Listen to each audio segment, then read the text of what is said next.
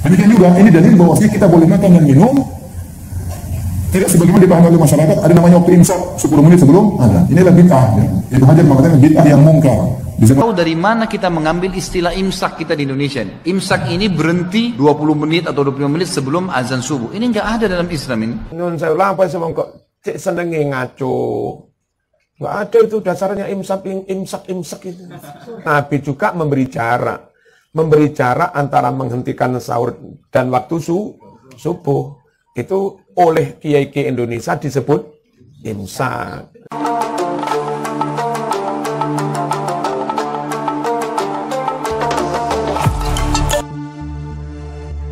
Nyata tidak.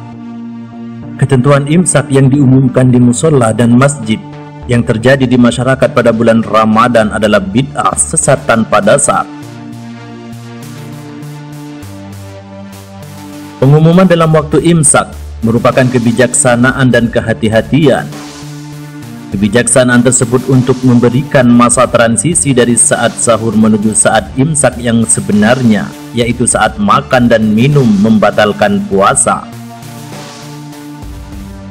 Ibarat rambu lalu lintas, jika perubahan dari lampu hijau langsung ke lampu merah tanpa ada lampu kuning, pasti akan membahayakan para pengendara. Artinya, pengumuman imsak yang dikumandangkan melalui toa musola atau masjid adalah sebagai warning agar umat Islam berhati-hati takut sampai terlewat dari batas waktunya dimulai puasa.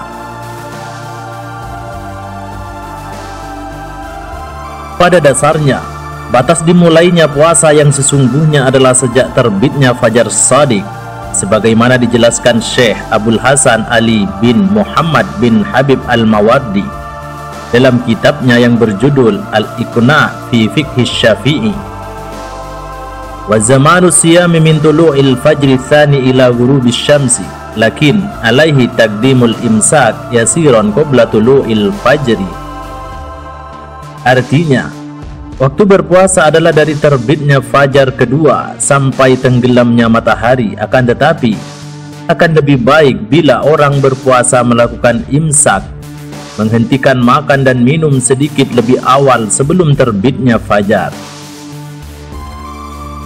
Dari penjelasan Syekh Mawardi ini dapat dipastikan bahwa batas makan sahur atau imsak adalah pada saat terbit fajar, yang itu artinya saat subuh. Jadi bukan pada saat diserukan imsak dari musola ataupun masjid tersebut.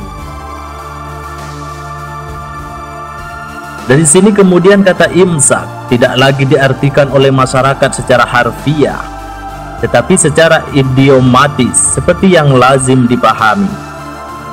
Pemakaian kata imsak untuk konsep dan pengertian baru itu bukan menjadi tanda bahwa masyarakat salah paham atau salah kaprah terhadap kata imsak, karena mereka juga masih memahami kata imsak secara harfiah saat mengaji fikih puasa. Masyarakat tetap memahami bahwa dalam masa imsak orang masih tetap boleh makan. Artinya, masyarakat memahami kata imsak secara idiomatis, bukan harfiah dalam arti puasa. Sebagaimana keterangan dalam kitab Fathul Mu'in, wa yajuzul aklu idza dhanna baqa'al lail bijtihadin aw ikhbarin wa kada law syakka li'annal aslah baqa'al lail lakin yukrahu walau akhbarahu adlun tulu'al fajri i'tamadahu wa kada fasikun dhanna sidqahu. Artinya, makan masih dibolehkan bila menduga keberadaan malam berdasarkan ijtihad atau kabar dari seseorang.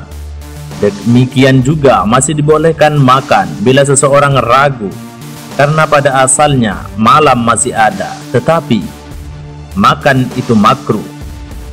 Kalau orang terpercaya mengabarkan terbit fajar kepadanya, maka ia harus mempercayainya.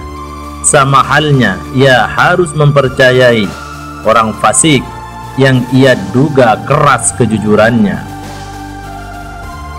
Syekh Bakri Sato lalu menjelaskan bahwa dalam masa imsak itu masih diperbolehkan bagi seseorang untuk memulai atau menuntaskan hidangan sahurnya, karena malam memang masih ada, Qauluhu wa yajuzul aklu ay litasahuri.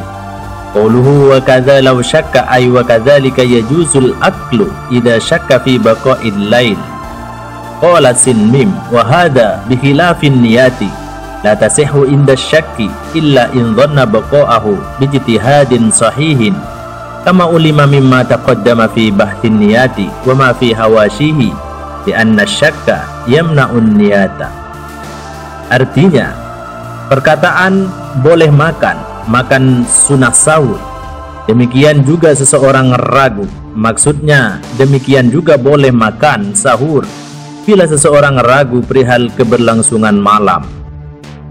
Tetapi dalam Bujairimi mengatakan bahwa hukum ini tidak berlaku untuk niat, karena niat tidak sah dalam keraguan, kecuali jika dia menduga malam masih ada dengan ijtihad yang benar, sebagaimana telah dikaji perihal niat dan pada hasiyahnya, karena keraguan dapat mencegah niat.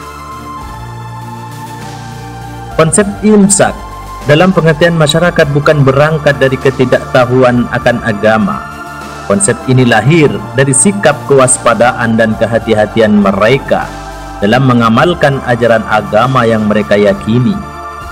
Mereka lebih memilih langkah antisipasi atau ikhtiar sebagai peringatan, sebagaimana hal ini dijelaskan dalam kitab Fathul Mu'in. Kalau seseorang makan sebelum subuh atau setelah maghrib menurut prasangkaannya, tetapi ternyata ia makan pada hari sudah atau masih siang, maka batal puasanya. Pasalnya, persangkaan yang jelas-jelas keliru tidak dihitung, tetapi kalau ternyata prasangkaannya tidak meleset, maka sah puasanya. Jadi kesimpulannya jelas bahwa konsep imsak yang ada di masyarakat Indonesia ini lahir dari sikap kehati-hatian dalam mengamalkan agama. Bukankah ini sebuah sikap antisipatif dan langkah cerdas tanpa berlebihan? Wallahu a'lam bissawab.